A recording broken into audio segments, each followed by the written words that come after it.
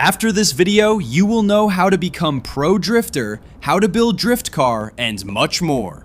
Welcome back to my channel, it's CPM Bacon back with another video. Analytics say that you have to subscribe. In this video, I will build this chaser a good drift setup. I want to make E36, but I also need good GT3 car for newly added Nürburgring. I can't wait for that track to come. But anyways, let's go straight into the video.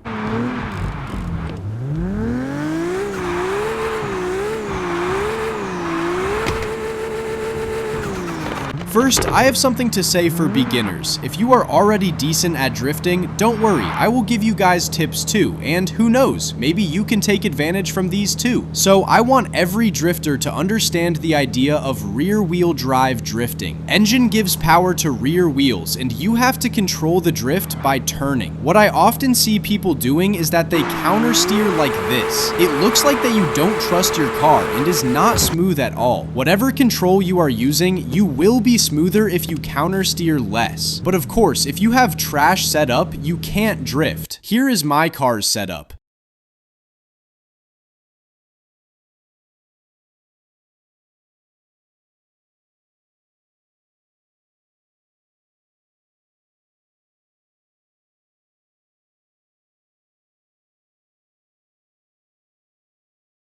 If you want to be a pro drifter like me, start from City 2 hospital parking area. Here you can practice smooth turns. As you can see, I keep my wheels as steady as possible. Sudden moves will ruin the run. If you for some reason don't want to use tilt, you can be smooth with wheel too.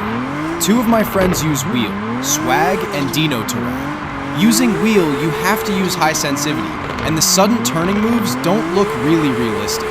I'm not saying it's not good, but I highly recommend tilt. And if you're aero user, don't use it.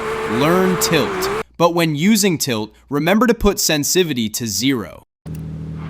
If you have a really good setup like I do, you can control your drift almost with only throttle. As you can see, you can't just hold it and hope for best. This requires skill. You will realize how the car reacts when letting off the throttle. This place is good because of how wide this is. Also, use correct gear. You can change them and see which feels the best. On turnarounds, or whatever these are called, I use handbrake if the car isn't turning. Sometimes it is smoother and doesn't require handbrake at all. Handbrake helps if the car is about to lose control or oversteer. But don't do like this. Long handbrakes usually just ruin your run. Try to figure out the throttle ratio. Sometimes I'm tapping it and sometimes holding. Also, pay attention to my wheels. You can't see the work I'm doing right now with my phone. Looks easier than it is.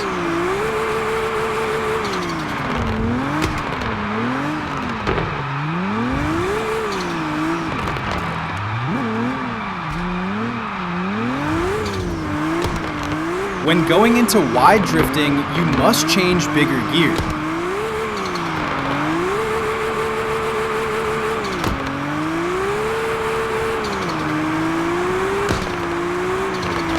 As you can see, my car starts to wingle. Optional would be that the car stays chill even in wide curves.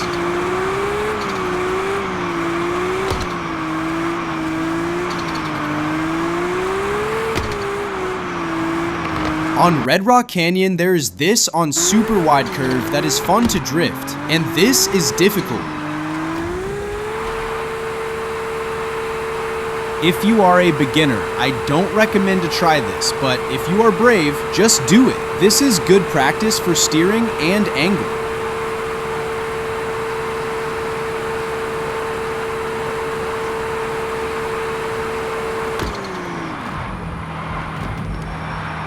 But let's drift to Toge. I have something to say there. A few moments later. In Toige, you have to do turnarounds, or whatever these things are called, all the time. Here, the road challenges the driver and car. My dream would be that I could one day host Drift Meet here, and you guys who are watching this right now would be tandeming with me. Nowadays, here are not many good drifters in CPM2, and that's why I want to train you by making this video. While watching this, make sure to pay attention to my movement and controls, like when I use handbrake, when I brake, how I turn.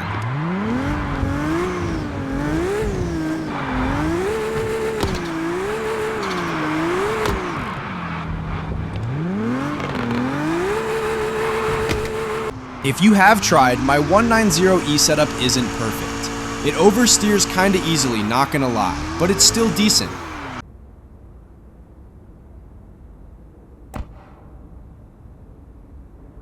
So now I teach you how to build drift car. Any car in the game with rear-wheel drive works. So now this is Stock Chaser. Let's see what this can do.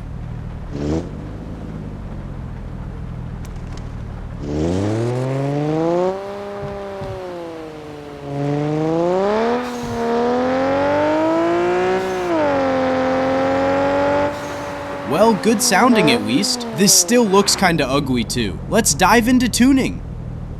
First thing we need is more horsepower. This car already has 1JZ, so let's tune it. Whatever car you are using, buy good engine for it. Often JDM cars is good to swap it to 2JZ. Other good engines are there too, it depends. So in this case, basically buy the most expensive part for everything. They are often the best.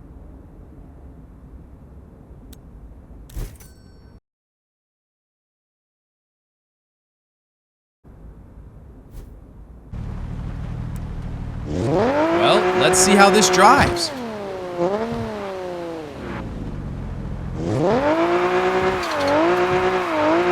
More powerful. What the? Oh, I forgot to upgrade the gearbox. I'm so dumb.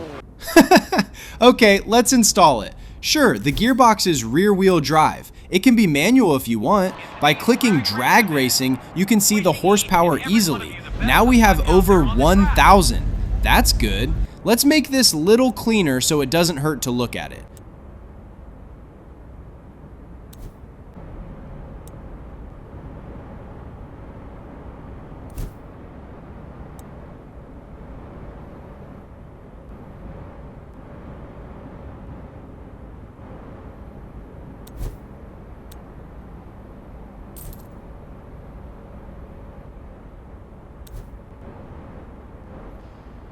Hardest part is the suspension setup. This can take time. If you give up easily or don't have time for this, you can just ask me to make drift setup video your specific car. Just comment it to any of my videos. But basically, I watch what the S13 setup looks. Every car has different settings for drifting. You can't just put same setting to every car, but the idea is the same. First, do some setup and then try to drift it. Alignment is almost always the same though. Camber -10, toe close to 0, and rest maximum. Rear is something like this, but the problem is other settings. Anti-roll bars is often stiff on front and soft from rear.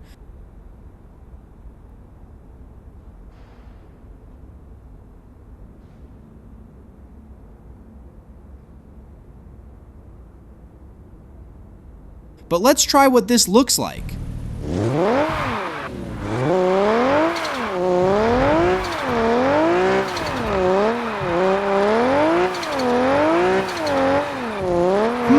It slides, but I can't keep the angle. This needs something. I forgot to add pressure. Default from rear and max front. Okay, now I changed everything a little. Let's see.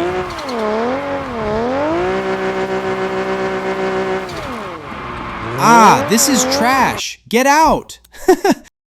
Let's make some drift design to this.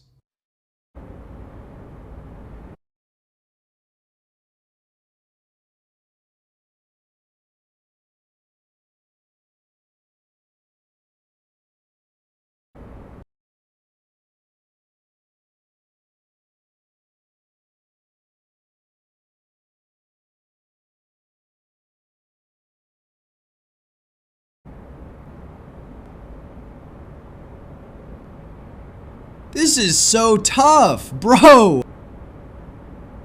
Get out! Okay guys, this is decent, not gonna lie. But don't worry guys, I might make cooler design on this and maybe on S15 also. Swag gave me that S15 by the way. But anyways, I finally make this chaser drift. Now this is smooth, but I will make this smoother one day. This is fun car, not gonna lie.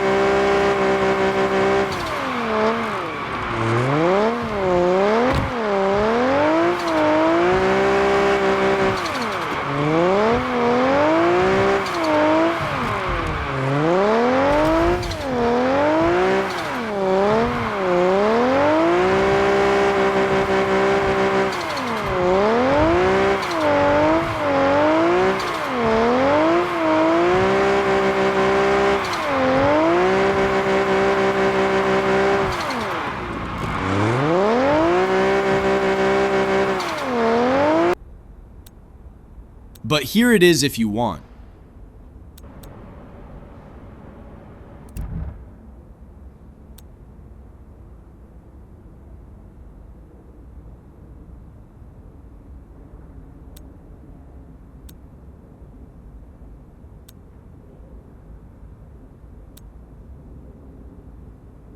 Anyways, I'ma go to eat something. Maybe chicken, who knows. Bye, my fellas.